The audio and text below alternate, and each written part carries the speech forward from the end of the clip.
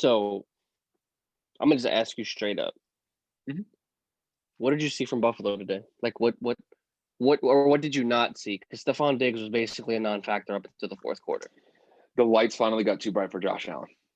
That's what I saw. There were a lot of times that he was really thrown off by what KC was throwing at him defensively. KC really went after him at certain points. They really kind of loaded the box, and if they didn't bring pressure, they at least showed it at the line of scrimmage before the play. They really got after Josh Allen because there were a bunch of times where Josh Allen literally had to run out of the pocket for 5 to 6 seconds just trying to evade pass rushers for most of the day. And granted, I know they had a good start. They were up 9-0, and then freaking Mahomes just lit it up in the second quarter.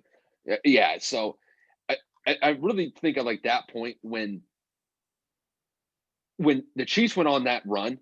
I think it really threw the Bills in for a loop. There was a point in time before the end of the first half where they were down 21-9, and the way that I was thinking the game was going, the Bills were inside the 10-yard line, and I thought that they were going to go for it on fourth down to possibly get a touchdown. So instead of being down 21-12 at halftime, you could potentially be up. You could potentially only be down 21-16, 21-17 going into halftime. They end up settling for a field goal, 21-12, and then right after halftime, KC gets a field goal. Now it's 24-12. So it's tricky, but the Bills had ample opportunities to score touchdowns. They had, I believe they had 3 or 4 trips into the red zone today, and only one of them resulted in a touchdown. The other 2 or 3 ended up in field goals. So kind of very similar to the Packers. The Packers had red zone opportunities. They just couldn't capitalize on them. Same thing with the Bills here.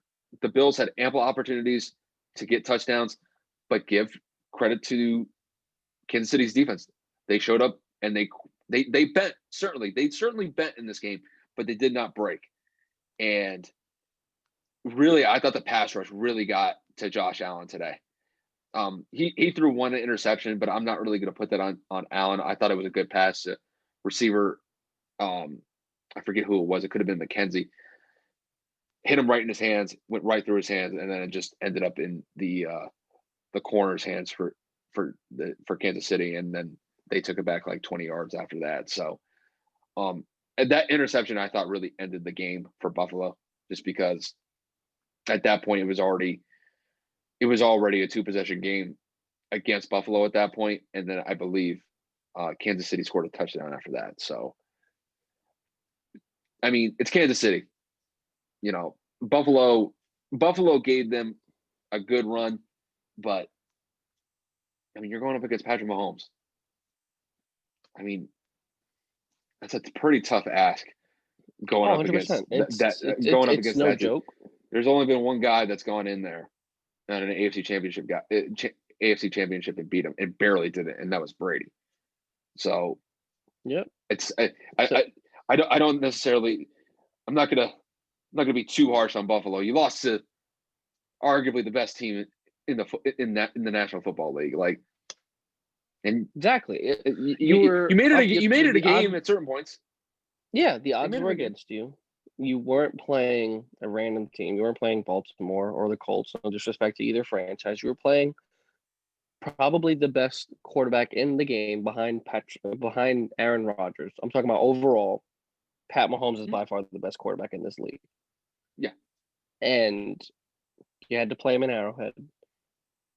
The guy was motivated. Everybody was saying there were people picking Buffalo. The spread was only 3 points. Pat Mahomes probably felt disrespected. And the game didn't come off to a good start for Kansas City. It just did not. And then he went down a certain amount of points early on. Like I said, 9 points. And he just said, fuck this. I ain't going out like this. And then he just took off. Yeah. And like you said, credit to Kansas City's defense, because in the second half, they dialed up a lot more blitz packages. You had corners coming off the edge. You had Tyrann Mathieu coming off the edge.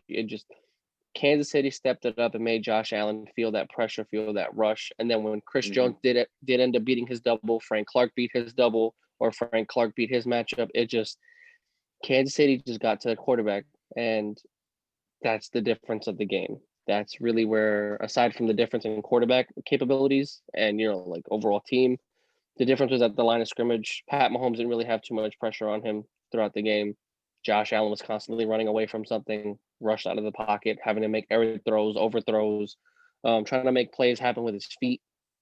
And the better team won. There really isn't much to talk about here. That's why the Tampa game took so much of our time, because there was a lot more detail behind that. There was a lot more of a game, so to speak. The game kind of went away, like you said, once Kansas City scored that 21st point, and they had to play from behind it. And it seemed like Buffalo's spirits were kind of shattered after